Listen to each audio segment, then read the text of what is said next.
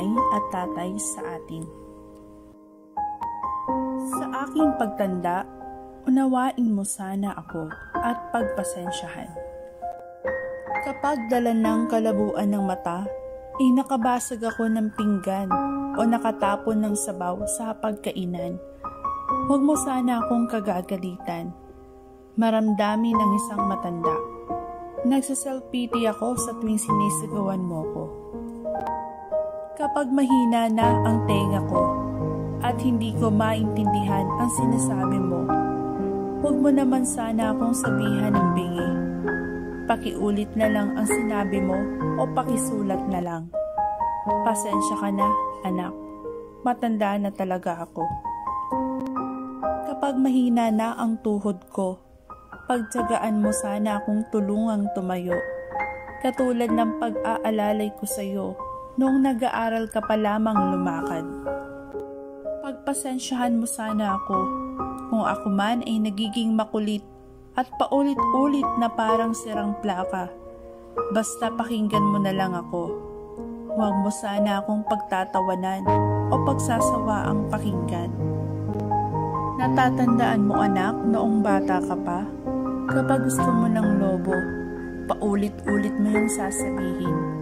Maghapon kang mangungulit hanggat hindi mo nakukuha ang gusto mo.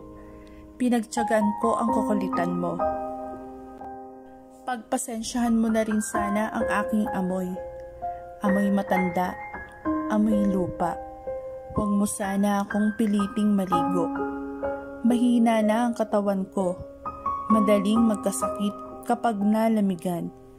Huwag mo sana akong pandirihan.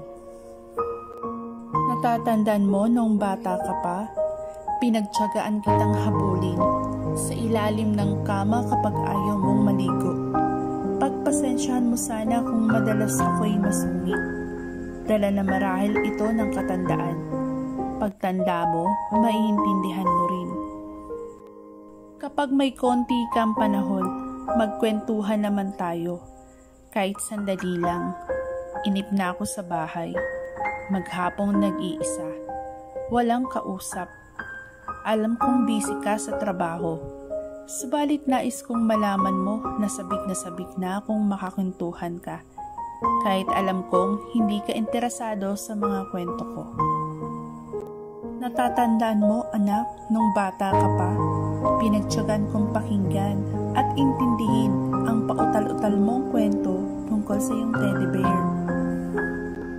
At kapag dumating ang sandali na ako'y magkakasakit at maratay sa banig ng karamdaman, huwag mo sana akong pagsawaang alagaan.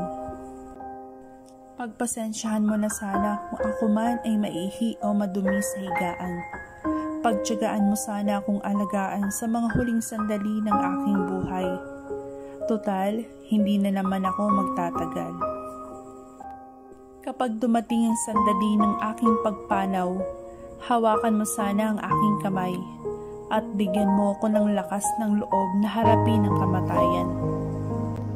At huwag kang mag-alala, kapag kaharap ko na ang Diyos na lumikha, ibubulong ko sa Kanya na pagpalain ka sana dahil naging mapagmahal ka sa iyong ama't ina.